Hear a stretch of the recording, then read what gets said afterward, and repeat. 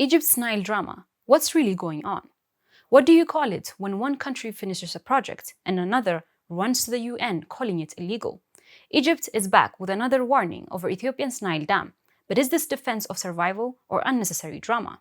I'm Sina XO and this is Analytica Today. Egypt just submitted a letter to the UN Security Council calling Ethiopia's inauguration of the Grand Ethiopian Renaissance Dam, Africa's biggest dam, an unlawful unilateral act. Cairo says it will never allow Ethiopia to impose control over the Nile.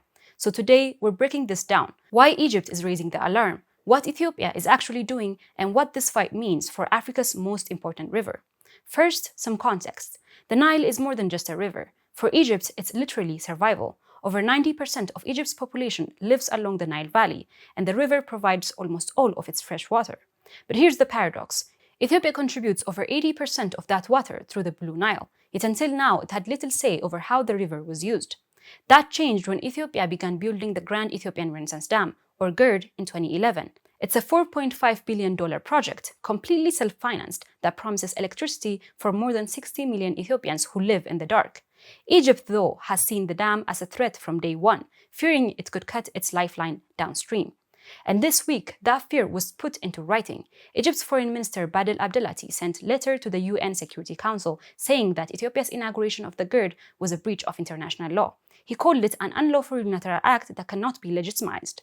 And he went further. The letter warned, quote, any misconceptions that Cairo could turn a blind eye to its existential interests in the Nile are pure delusions. Translation, Egypt is saying we reserve the right to act. Here's the thing, this is not the first time. Cairo has been here before, writing to the UN, warning of existential threats, yet Ethiopia has already filled the dam, already generated electricity, and is already moving ahead.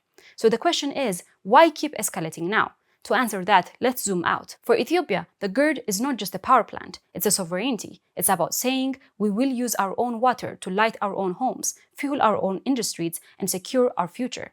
For Egypt, the dam is more than just water. It's history. It's about national identity built on the Nile for 5,000 years and a fear that someone upstream could hold the lifeline hostage. But here's the catch. Most studies, including one cited by the UN, say the dam won't actually reduce Egypt's annual share of water significantly, except during the drought years.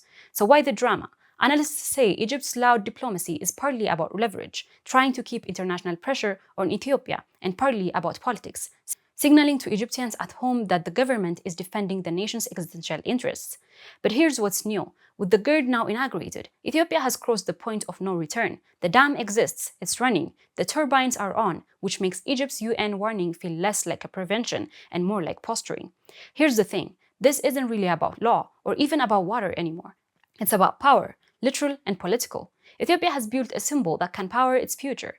Egypt is fighting not to lose its past dominance over the Nile, and caught in between, Sudan, which could benefit from stable electricity and regulated floods, but risks being a battleground if tensions boil over. So is Egypt's UN letter really about survival or just unnecessary drama?